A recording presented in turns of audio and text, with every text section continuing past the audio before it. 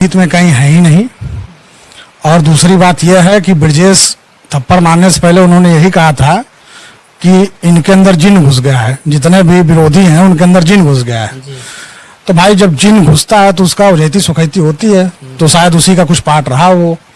साथियों नमस्कार। उत्तर प्रदेश के जनपद आजमगढ़ में है और आजमगढ़ में इस समय हम सदर में हैं। हमारे बीच में सुहेल देव भारतीय समाज पार्टी के पूर्वांचल प्रमुख महासचिव सुगन सिंह जी हैं। कल सर बहराइच में जिस तरह से विजय दिवस का कार्यक्रम चल रहा था सर, तमाम दर्शक और तमाम लोग बाहर रह गए, पहुंच नहीं पाए। पूरा ये प्रदेश में एक नया संदेश गया है सर। इससे क्या लग रहा था? मंत्री जी का कार्यक्रम कल कैसा था? और सबसे पहले तो मैं आपके चैनल पे सभी श्रोताओं को प्रणाम करता हूं और आपका विशेष धन्यवाद देता हूं कि आप इस अवसर पे मेरे यहाँ पधारे हैं। देखिए, कल 10 जून को बहराइच में एक नया इतिहास रचा गया है और विजय दिवस बहुत ही भव्य और दिव्य तरीके से मुख्यमंत्री जी को मुख्य अतिथि बना करके माननीय ओम प्रकाश राजभर जी ने पूरे भारत को एक संदेश महाराजा सुहेल देव के नाम पर देने का काम बहराइच की धरती से किया।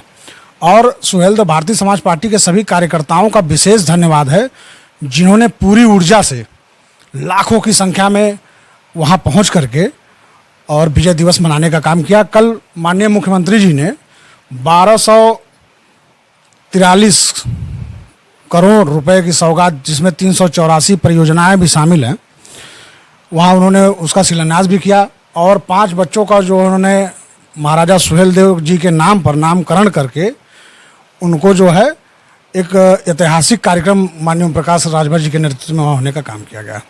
सर लगातार जिस तरह से बहराइच देख लिया जाए, बिहार प्लेटफार्म जिस तरह से बढ़ रहा है, मंत्री जी का कद और इस समय मंत्री पद भी बहुत लंबा है सर, तो पूर्वांचल की स्थिति क्या रहेगी सर? देखिए, माननीय मुख्यमंत्री जी का जो प्रेम माननीय नेताजी के साथ जुड़ा हुआ है, चूँकि हम भाजपा के घटक दल हैं और बिहार की तैयारी हो चाहे पूर्वांचल की तैयारी, पूरे उत्तर प्रदेश की तैयारी हो, जिस तरीके से दिन पे दिन कारवां हमारा बढ़ता चला जा रहा है, कहीं ना कहीं भविष्य में सुहेल देव भारतीय समाज पार्टी उत्तर प्रदेश की सबसे बड़ी पार्टी बनने जा रही है। सर एक तरफ जश्न का माहौल था पूरे प्रदेश में, इतिहास का जो कायम विजय दिवस के रूप में कर रहे थे मंत्री जी, तो दूसरे बगल जौनपुर में इसी घटक दल से निकल कर आए हुए महेंद्र राजभर जी और ब्रजेश जी में जो कहानी चल रही है लगातार यूट्यूब फेसबुक चल रहा है सर, तो उसको लेके क्या कहेंगे सर? देखिए, ये तो लोकतांत्रिक व्यवस्थाओं में ये सब नहीं होना चाहिए। किसी को थप्पड़ मार देना या किसी को भरे समाज में बेइज्जत करना, ये नहीं होना चाहिए। मैं इसका विरोध करता हूँ। लेकिन कहीं ना कहीं ये आपसी कलेश सामने निकल के आया है महेंद्र और ब्रजेश जी का। और आप उस वीडियो में जब ध्यान से सुनेंगे तो जब थप्पड़ ब्रजेश राजभर मार रहे हैं महेंद्र को, तो वो कह रहे हैं कि गाली दे के कह रहे हैं कि पार्टी बनौनी हम मलाई तू कटबा। तो कहीं ना कहीं से यही साबित हो रहा है कि बहुत दिन पहले आपने सुना होगा कि महेंद्र राजभर चदरा ओढ़ करके पैसा लेने अखिलेश यादव जी के पास गए थे जी। ये चर्चाएं बहुत तेजी से चली थी, उसी को लेकर के विवाद इनका आपसी हुआ था और वो जहर पलते पलते कल फट गया जौनपुर में और ये थप्पड़ कांड हो गया। लेकिन सर वो लगातार कह रहे हैं कि आज मंत्री जी की साजिश इसमें थी, ये 10 दिन से साजिश रची जा रही थी, तो इसको लेकर वो बार बार कल बयान पे लगातार मंत्री जी को निशाने पे साध रहे हैं, तो आप क्या कहेंगे सर इस पे? देखिए, समाज पढ़ा लिखा है और आप सोचिए, इसको विचार करिए। माननीय नेताजी एक तरफ बहराइच में इतना बड़ा भव्य जो उत्सव मना रहे हैं और उन्हें महेंद्र जैसे लोगों को थप्पड़ मरवाने की आवश्यकता क्या है? आप हमें ये बताएं।